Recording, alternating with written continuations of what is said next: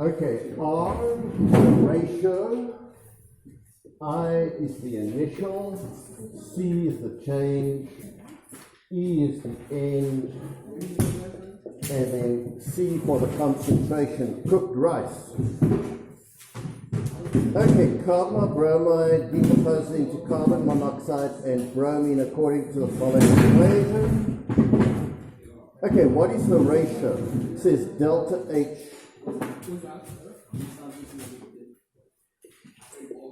greater than naught, meaning positive. Initially, carbonyl bromide is sealed in a 2 decimeter cube container. So concentration equals number of moles over volume. Let's remember that our volume is 2. So unfortunately, I can't show you the problem. I've got to just read it to you.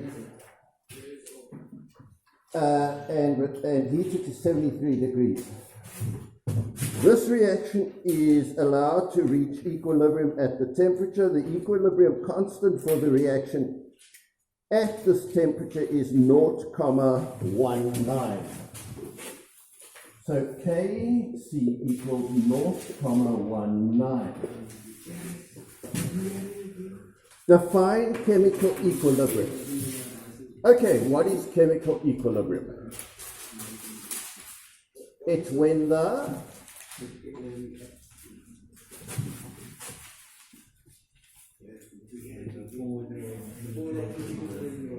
forward reaction equals the reverse reaction rate. Don't forget to mention rate. When the rate of the forward reaction equals the rate of the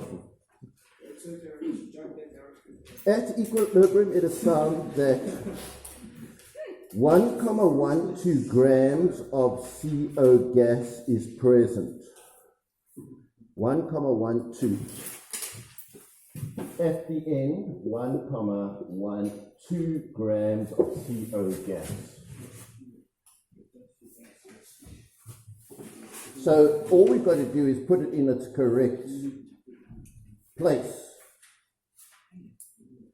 Calculate the equilibrium concentration for COBr2. So we've got to find this.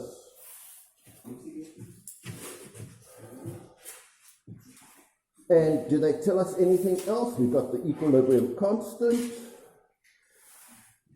And then they tell us the percentage of COBr2 gas that decomposes is 73. The percentage of COBr2 gas that decomposes at 73 oh, you've got to find that. The percentage of COBr2. Okay, so what percentage of that decomposes? So did they tell us anything else? No, nothing else. Okay.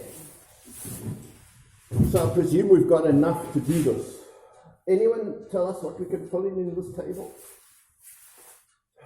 How much of these do we start with? We start with 0. So let's start with 0. They don't tell us anything about that, and they tell us we end with 1.12 grams. Do we ever work in grams? Yes. No. We always work in number of moles is mass over molar mass. So what's the first thing we're going to do? Convert that to moles.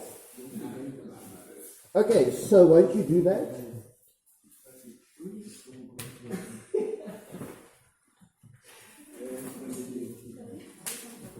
Okay. So let's convert that to moles.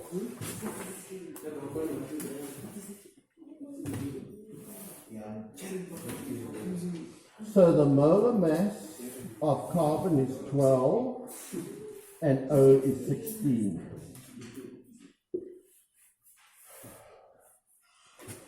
So we can say the mass, number of moles is mass over molar mass. So our mass is 1,12 grams over 28.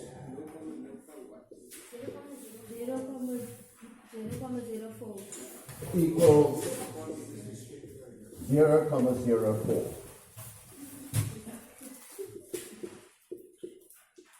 Moles. All happy? All happy? Yes, sir. Physics Sudoku. So how much was there initially? None. Oh, sorry. This has got to be our ratio.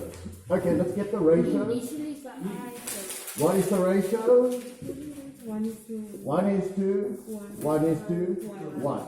Naught, naught initially. So what was the change? Obviously also measured in moles. Why don't you just pull your mask up if you don't mind, Shaka? Thank you. So what was the change? 0.04. Everyone see it's 0,04. And who would like to convert this to a concentration at the end? If we've got 0,04, what is concentration equal to? Number of moles over volume. What is the number of moles? 0,04 over volume of 2. My math is correct, 0,02 moles per decimeter cubed.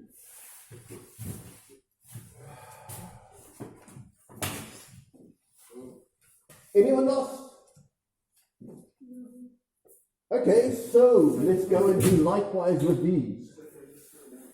Now, in your change column, the ratios of that and that, that and that, that and that must always be the same. So what is the change here? What is the change? In your change row, the ratios must be as they are in your equation. So Zena, it's going to be 0.04. also 0,04, and here 0,04.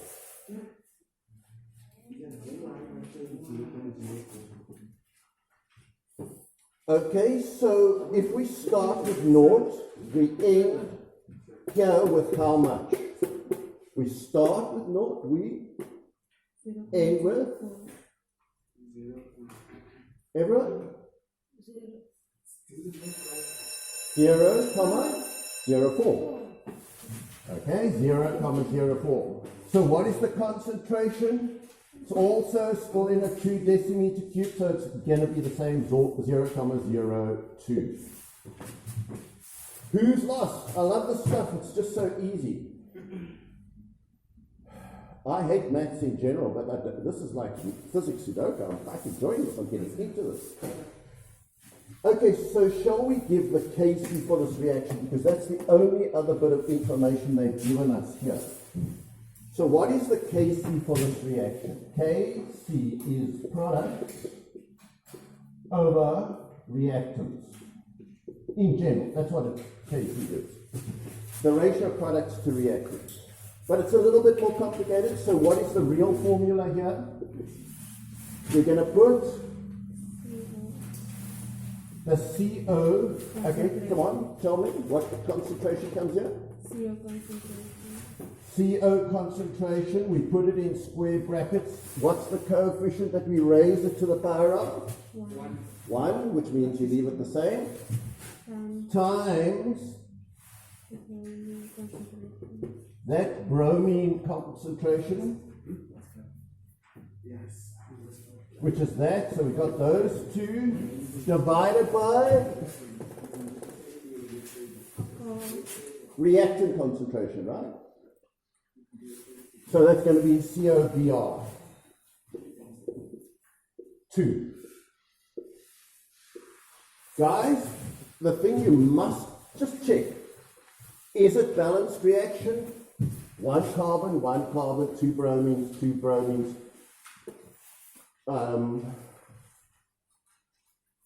CO, 1 oxygen, 2 bromines, 1 carbon. Yeah, so check that it's balanced. And what is the other thing we must check? That none of them is a solid or a liquid because their concentrations will always be 1. Okay, so now we can start plugging in our values. We know Kc is 0.19 equals, we've got that concentration 0.02 times 0.02 over the unknown one.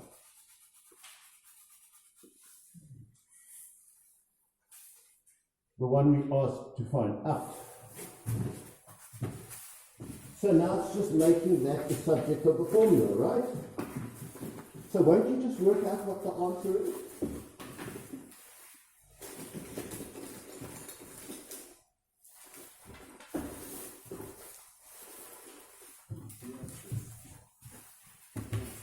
So we're going to take that to that side, that to the bottom.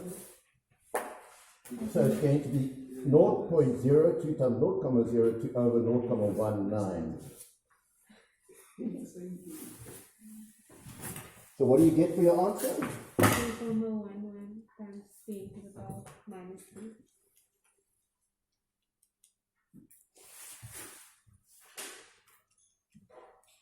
So you got? 2.11 times 10 to the power minus 3. Exactly. So this one is going to be equal to 2.105 or 11 times 10 to the minus 3.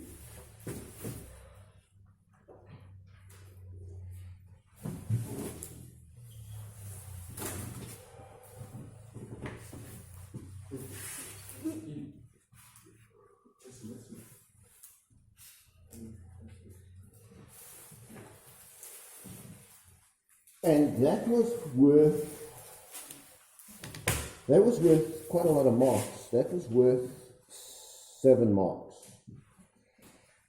Then they ask us for what percentage of this decomposed. What percentage of this stuff decomposed? So you know what percentages are, right? It's going to be the something over something times 100. Anyone know how we're going to work out the percentage? It's the percentage of answer.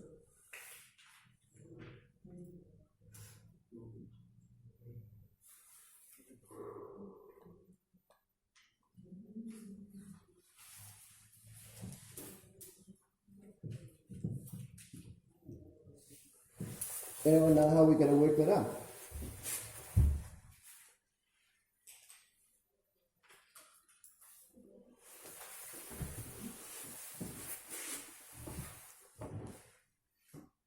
Okay, would you say, just looking at it, that the change here is the same as the change here would be the same as the change here? So we've got to somehow figure out a percentage, I guess, from these. Or from this. So this changed from, we don't know the initial concentration, but do we know the final concentration of this COBR? Where are we going to fill it in on our table? Where does this go on the table?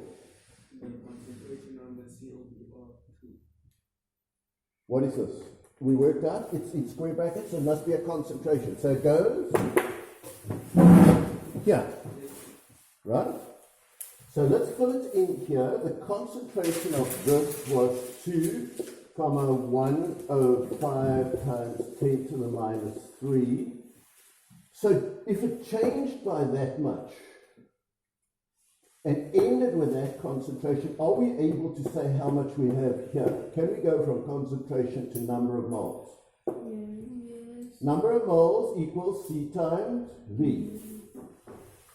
So we know the volume is 2 and the concentration is that, so we say it's equal to 2.105 times 10 to the minus 3 times 2.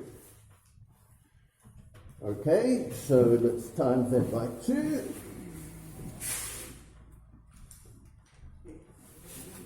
And we get the number of moles at the end here is 4,21 times 10 to the minus 3. So, what is the percentage change? And they ask us, what was the percentage change that decomposed?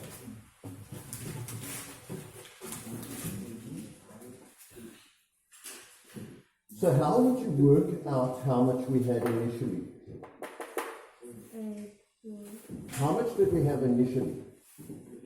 We ended with that, we lost that. How much did we have initially?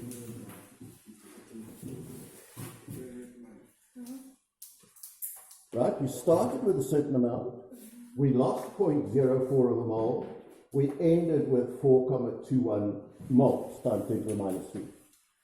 So if this was lost, surely if we add that and that, we get the initial. Okay, so let's find the initial. So the initial is going to be 4,21 times 10 to the minus 3 plus 0,04 equals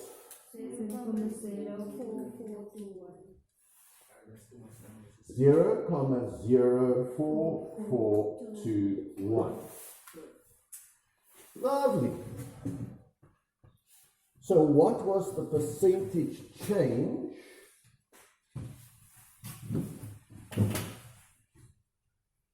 what was the percentage that decomposed? So on our original amount, that much decomposed. So how do we make a percentage out of the original amount and how much decomposed? We say percentage COBR2 that decomposed is, okay, how do we make a percentage out of it? Is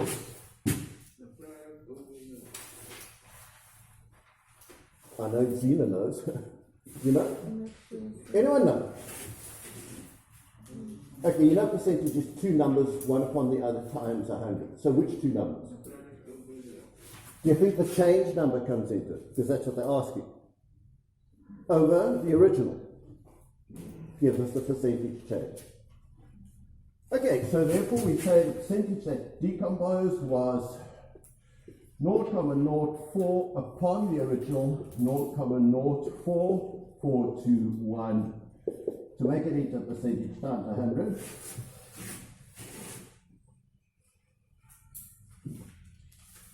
So we're going to say 0.04 divided by 0.04421 equals times 100, 90,48% of it decomposed. Come on, look at it. See if that all makes sense now. All happy?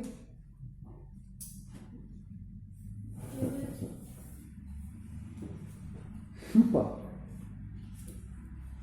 So you see, you guys are getting the idea of it. So it'd be wrong for us to stop now. So let's give you one last example, or one more to do. Okay, and then see if you can do it by yourself. Okay. So has everyone got that down? Ezra, does the screen pick that all up? Yes, sir. Okay, great. So we'll give you one more to do.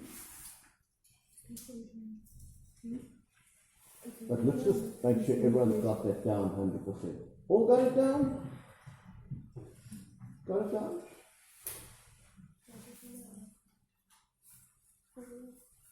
Okay, won't you make another rice table with 1, 2, 3 columns? There's 2 reactants and 1 product. Okay, so if you could make another rice column. How much columns?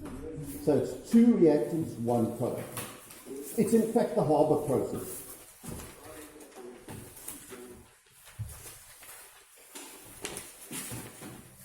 So if everyone's got that down, I'm going to just reuse the table for this reaction. Okay, so the Haber process is N2 gas plus hydrogen gas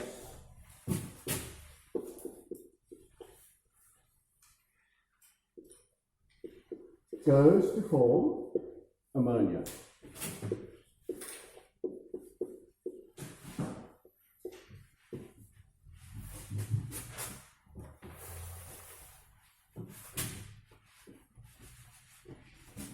I guess it might be easier just to draw a new table, but hey, one can never be too lazy, is my opinion.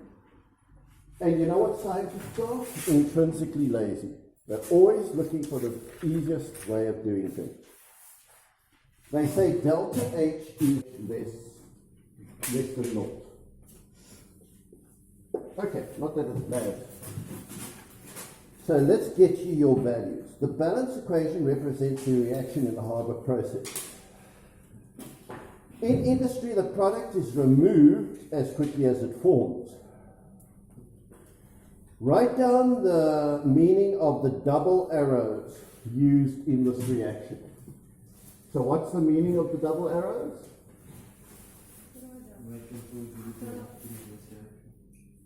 It's there is a forward and a reverse reaction. That's what normally it can also mean that they're in equilibrium. So what I would write is there's a forward and reverse reaction in equilibrium. Give the examiner everything you can think of what double arrows could mean. The one arrow is forward reaction, other arrow is reverse reaction. They look the same size, therefore they look like they're in equilibrium. Give one reason why ammonia is removed,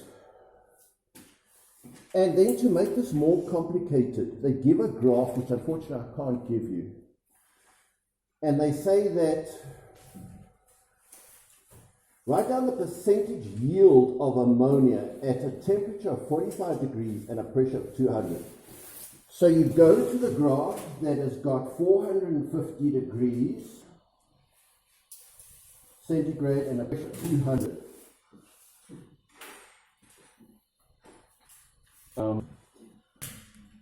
Write down the percentage yield of ammonia at a temperature of 450 degrees centigrade and a pressure of 200. So I go 200 and 450, and there is 20% yield. Okay. Refer to Le Chatelier's principle to explain blah, blah, blah. For a given pressure, the yield of ammonia at 500 degrees centigrade is much lower for a given temperature. Okay, all of that is not what I want to deal with. Let's just do a rice table. So 6.5. A technician prepares ammonia by reacting 6 moles of hydrogen gas. Okay, let's start with the ratio. What's the ratio? 1 is to 3 is to 2. So it starts with 6 moles of H2 gas and 6 moles of N2. Calculate maximum number of moles of NH3 that can be obtained in this reaction, 2 moles. What is the maximum number of moles? Now, you know I did the pancake thing. This is exactly the pancake thing over again. You've got to use your understanding of pancakes. Which ingredient is going to run out first? The hydrogen is going to run out first because it uses 3 times more than the nitrogen. You give an equal amount. So what's the maximum? If 3 produces 2 and they give us 6, the maximum we could produce is 4 of that. Does that make sense logically to everybody? Yes. Okay, so that's the answer. So let's bear that in mind. The maximum number is 4 of this, and we would use 6 of that and 6 of that, and we get 4 of that. Well, sorry, we'd use 6 of that and a third of that, which would be 2 of those, to get the 4 of those. Okay, so we double everything. Now, the above reaction takes place in a 500 centimeter container. Okay, so where are we going to take account of the 500 centimeter cube container? Where does that go? In our volume. So this is a half a mole. The volume is a half a decimeter cube. I hope you know that 500 centimeters is a half a decimeter cube, because a decimeter cube is 1,000 centimeters cubed. And a pressure of 150. The system is allowed to reach equilibrium. Use the graph above and calculate the equilibrium constant for this reaction at 150 atmospheres and 350 centigrade. Okay, I'm sorry that I can't show you this, but there's 350 degrees and it's at 150 atmospheres. There's pressure, there's degrees, and if we go up, we see it's got a yield of 35%. Okay, so I'll try and get this. So let's just work with the yield is 35%. Now remember from what percentage yield we did in the last problem? Okay, so the percentage yield is 35% from the graph. Percentage yield of ammonia equals 35%.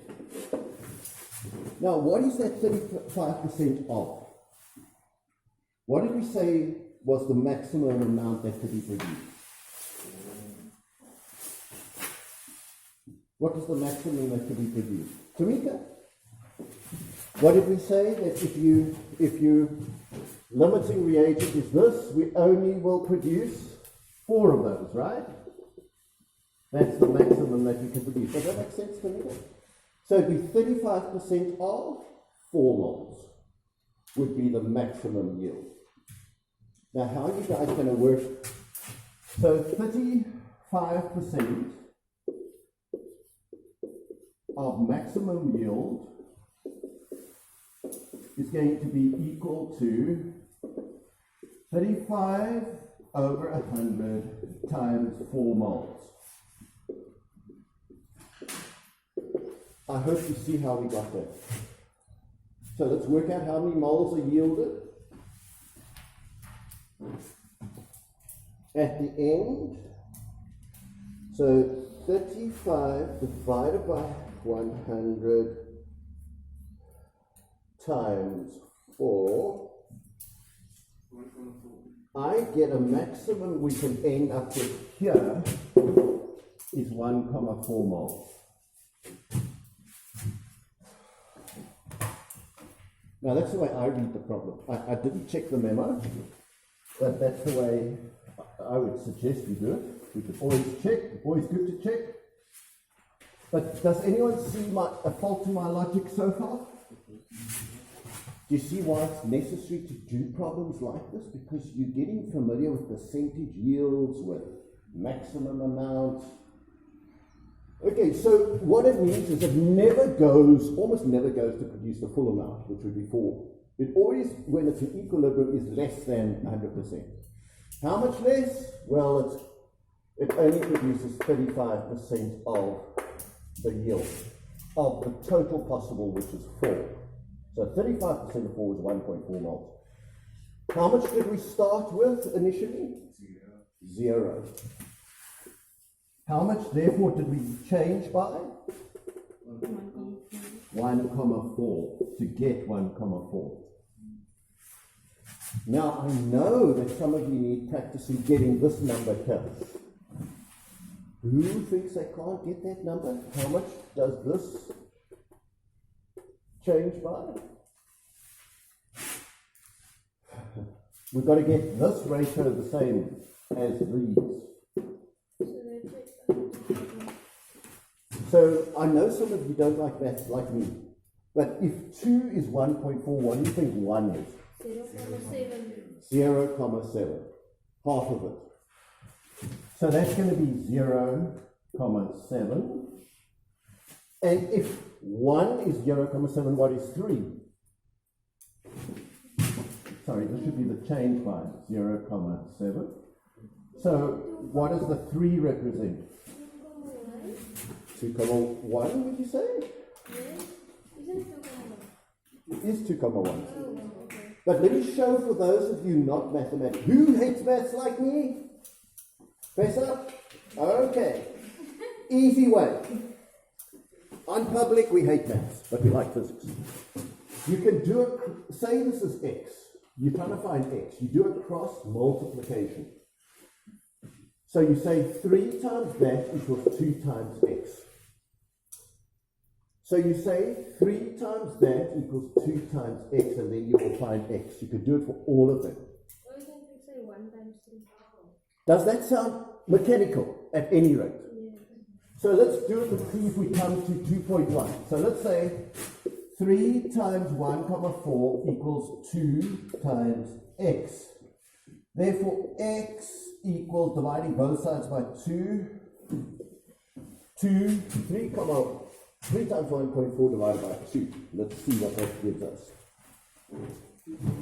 3 times 1.4 divided by 2, 2.1. So now I just took 0.7 and I times it by 3. Exactly. So x is going to be, this amount is going to be 2.1. So would you like to explain to us, Ezra? If 1 is 0.7, 3 must be 3 times 0.7. Yeah, because the first I took 1.4 to get 1, I divided it by 2. And then I took 0.7 and I times it by 3. 3. That's what I did. But for the people who like a mechanical method, that's the mechanical method. Okay, so what are they asking us? Let's see what they're asking us.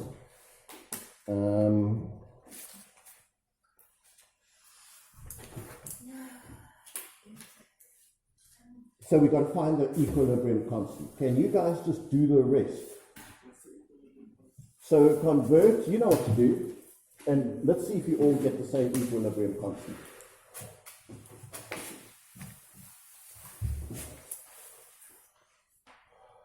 Everyone know what to do? Everyone know what to do?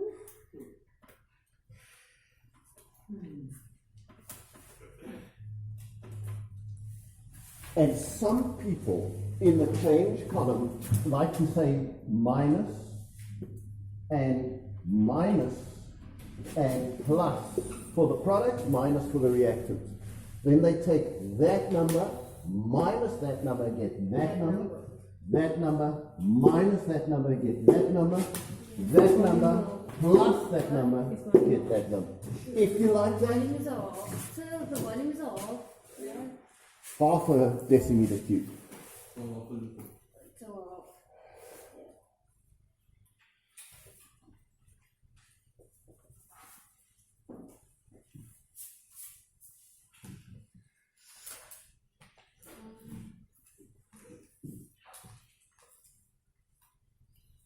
But I want to see everyone can do the rest. Everyone must. Unless, just please ask if you don't know.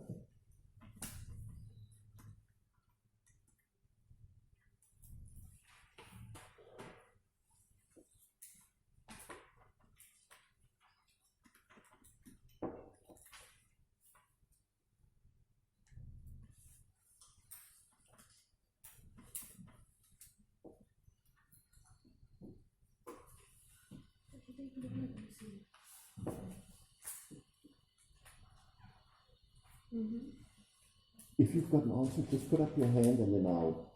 Answer for the? For the KC. Oh, no answer for which one?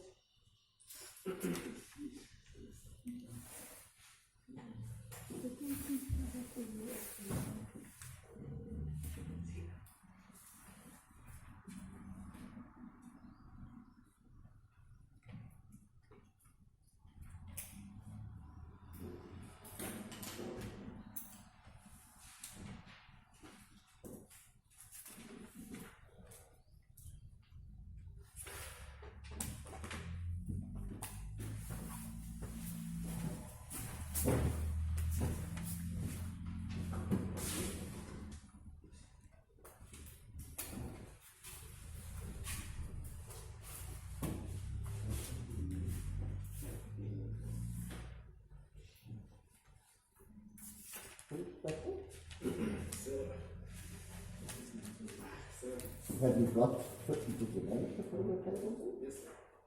Did you manage to get your concentration? Yes, sir.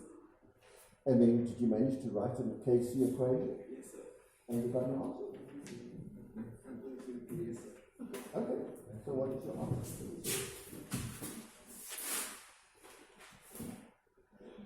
Okay, we'll see if everyone else got an answer. Different answer.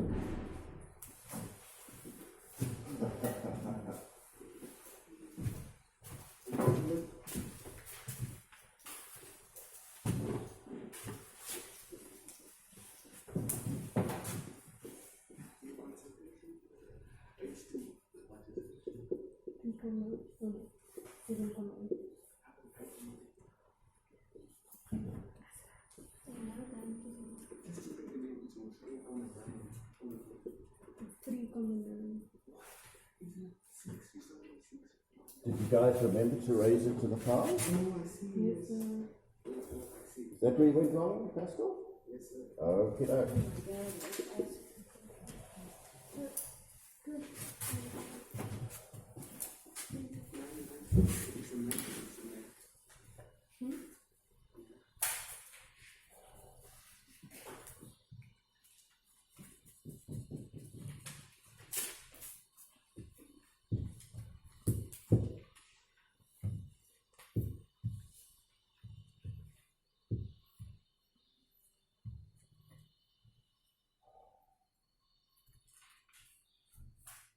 So, Zena, do you understand the Chatelier at all?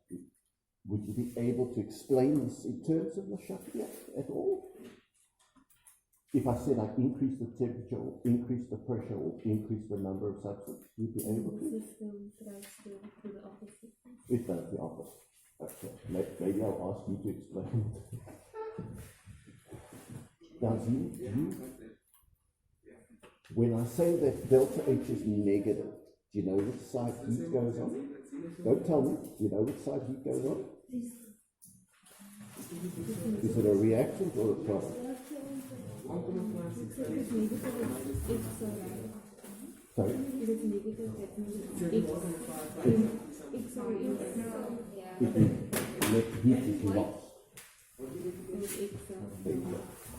So we put the heat on that. Oh, that's what I Yeah, okay, fine.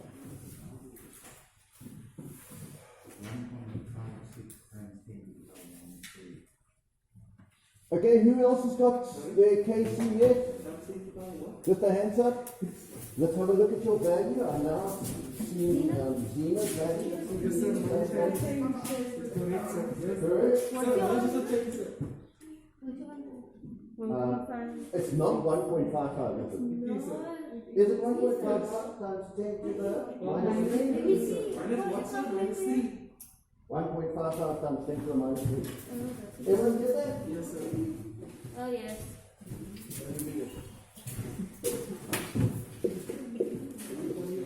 I didn't think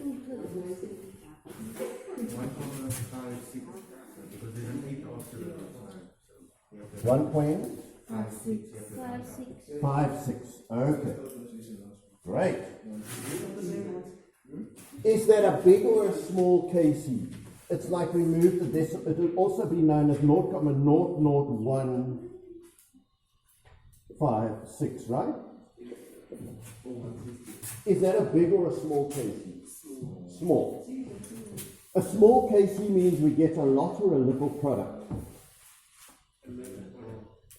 It's product over reactants. So that means you get little product. The smaller the number, the less the product. So this is not a reaction that gives you a lot.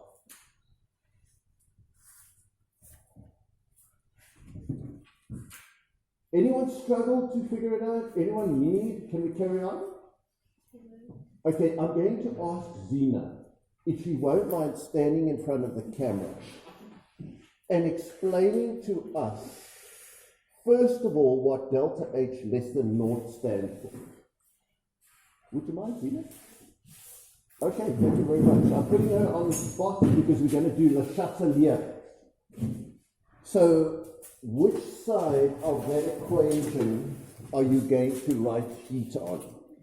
On the right hand side. Okay, so I'm going to give you a pen. Disinfect it first. Would you mind writing heat there? If you trust my disinfectant. Thank you. So if you could just write the heat is a product. Okay, that's the first thing. If delta H is negative, it means it lost. It gave out. That's why it's negative. It lost heat. So if it lost heat, heat is a product. If it's a product, it's on the right. And then would you just write next to the ammonia gas heat, HEAT.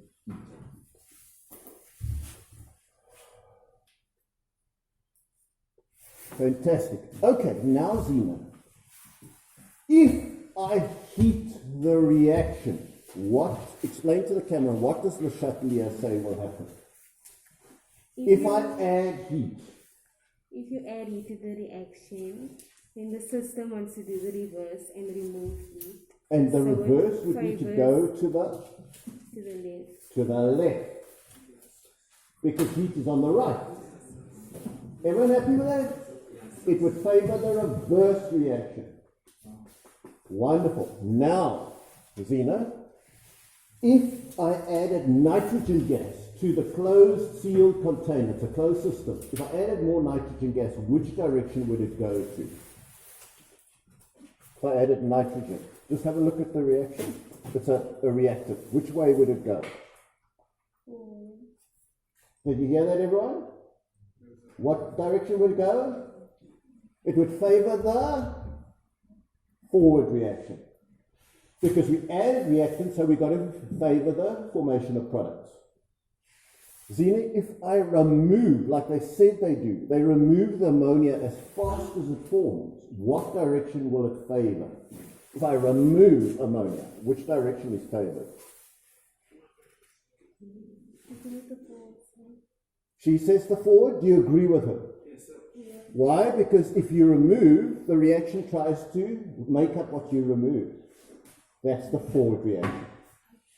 Do you see why they remove? To favor the forward reaction. Okay, now Zena, here we come to a difficult one, and that is pressure. Do you have any idea, Zena, how we deal with pressure in Le Chatelier? I think with pressure they use volume.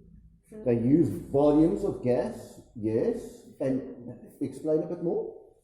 So if they tell you in the question, for example, they decrease the volume, then they increase the pressure.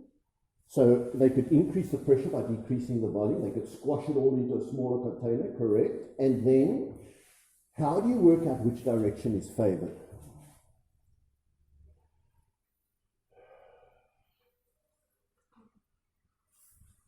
Anyone help me? Matthew? Increasing the pressure, increase the temperature. Just let's deal.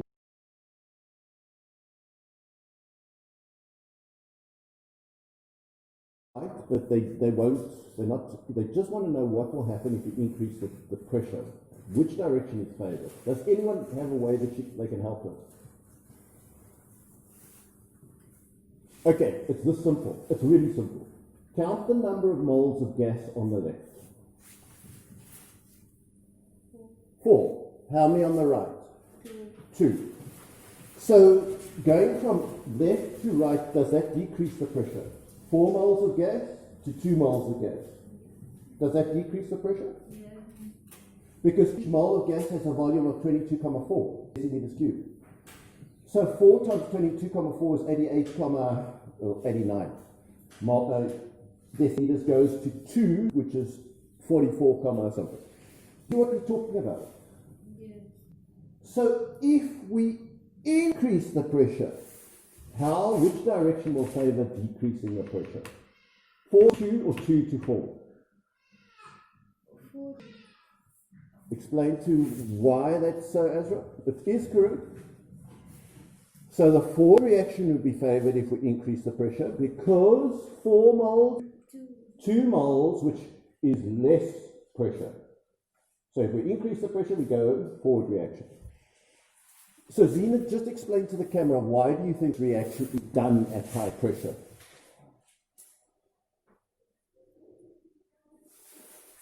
Why is the Haber process done at high pressure? To favor the forward reaction, which is to make ammonia. Now, Zena, I'm putting you on the spot here. Why is it done preferably at low temperature? Why would we want to remove heat? Why would we want to remove heat? This is a tough one. Come on, think about it. Why would it be best if this reaction were done at low temperature?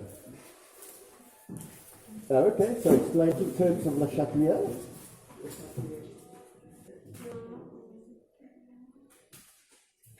If I do it at low temperature, do I add or remove heat? I remove heat. Which direction is favored? Reaction is favored. Everyone get that? We would like to do it at low temperature to favor the forward reaction. But, Zena, it's done at high temperature. Has anyone got an explanation why it's done at high temperature?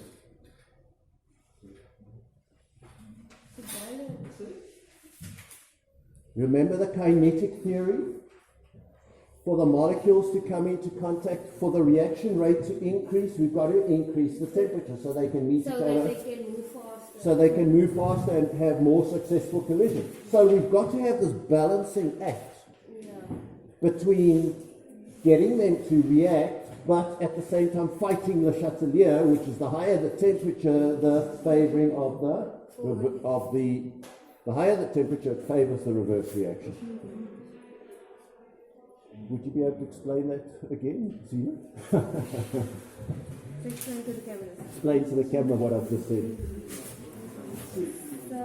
And explain it to Pascal, who never got it the first time, okay? Unless you can explain it. Can you explain it? So explain it to him. So the process is done at low temperature to favor the forward reaction so that more ammonia can be produced. And because of the kinetic collision theory, that if you increase the temperature, then the particles move more vigorously and they have more collisions. And Zena, do you think raising the temperature would favor both forward and reverse reaction? No. Rates. Would both arrows get equally longer? According to collision theory. I would say so, possibly. It would definitely favor the forward reaction because look, the N and the H have to meet each other. Yeah, it will forward the favor reaction. But the ammonia is already met, so the kinetic energy may just help shake it apart better. So, Something like that. Okay. Zena, thank you so much. Okay. So, just to talk in general broad terms, I have this reaction. A of A plus B of B goes to form C of C plus D of D.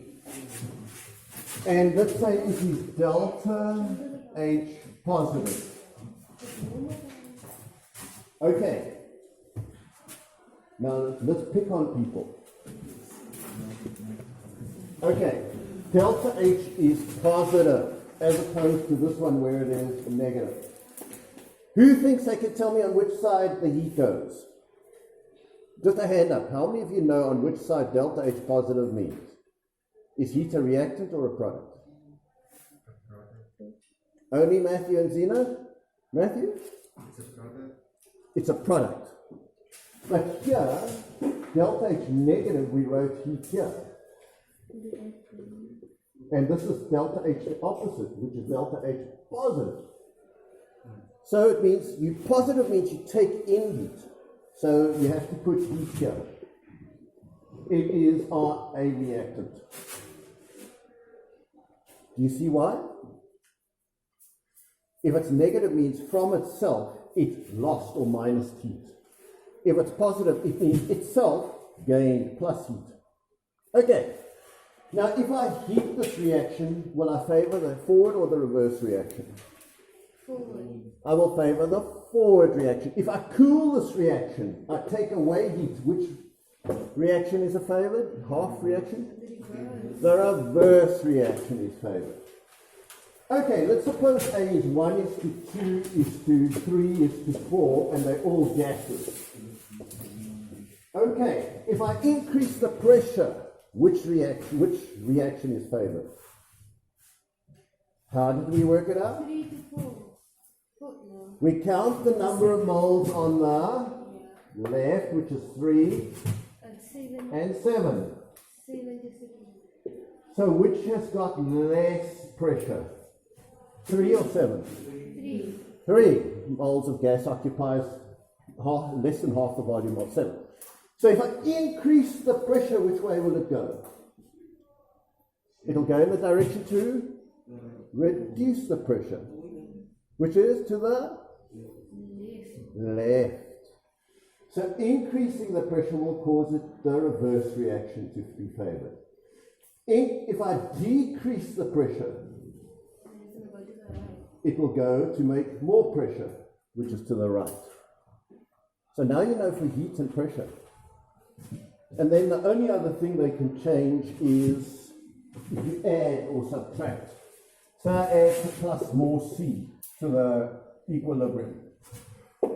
Which direction will it go? I add more C to the sealed closed system. I'm adding something on that. Right. But it's actually added to the whole system, they're all together. Therefore, it favors it going to the left. You see how easy the chatelier is? Who says no? Mustafa? What is still puzzling you, lad?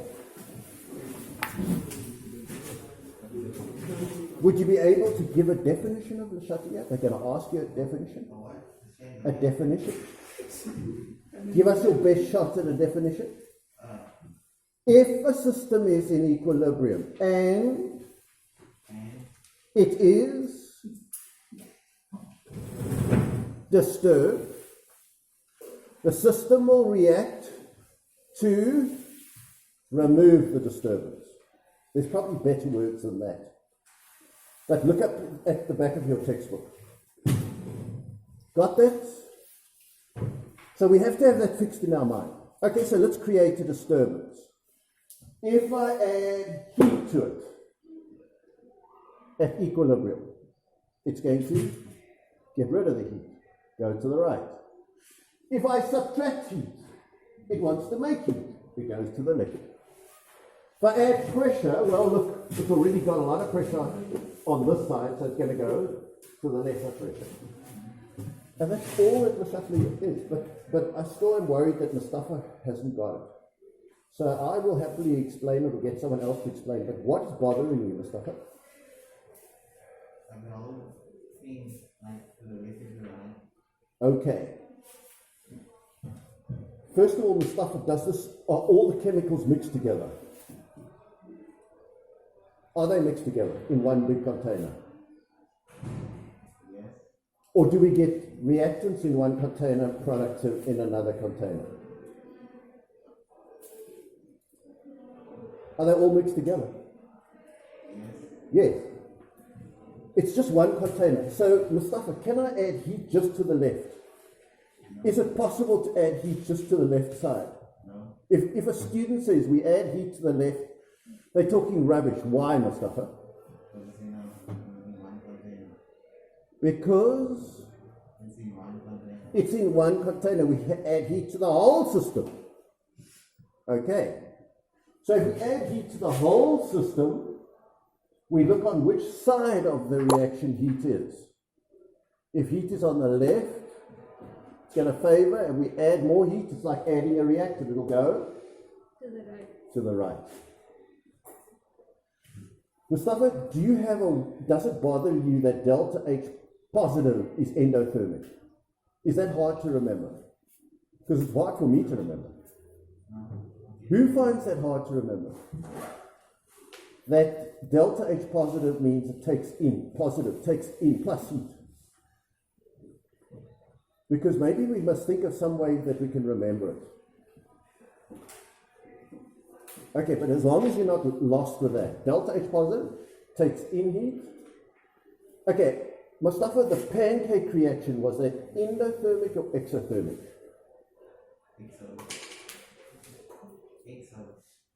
Did we need to put in heat to get pancakes?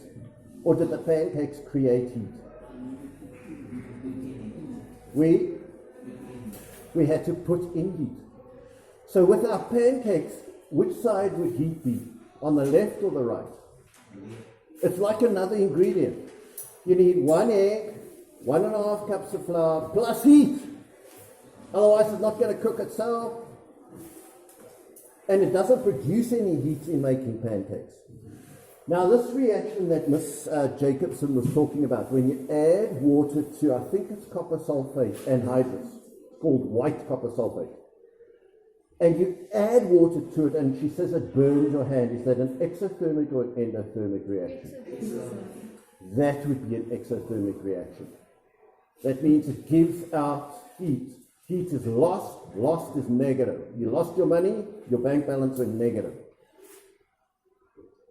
And then when we heat that blue copper sulfate back to white copper anhydrous copper sulfate, what kind of reaction is that? When I heat the blue copper sulfate to white, I heat it, it drives all the water off, and it becomes anhydrous white copper sulfate. That is what type of reaction? Am I taking in heat? Yeah, it's an endothermic reaction. When I add back the water which I drove off, it becomes exothermic. Okay, so we actually accomplished quite a bit. I think I must stay away for periods a bit longer because we did quite a bit of work. So well done. Do you think you can all do these rice tables from now on? Yes, sir. You're getting one in the exam. It's maybe one of these that I've given you with the figures altered. Like I could just say, instead of being at 35% yield, I could ask you to read on the graph and it comes to, I'll just choose a different one, and it will be a yield of, say, let's look for a thing. Oh, look at that one, there it crosses. So at 450 and at 300 pascals, it's 25% yield. And then you do the problem exactly the same way. So this afternoon I'm going to go and see if I can get some maple syrup.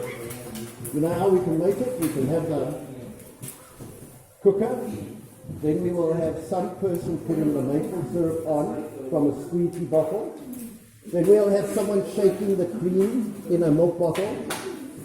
Then they will squeeze the cream on and we'll have paper plates, so that should be safe enough. And one person, it takes 6 minutes to cook, 2 periods, we'll get everyone.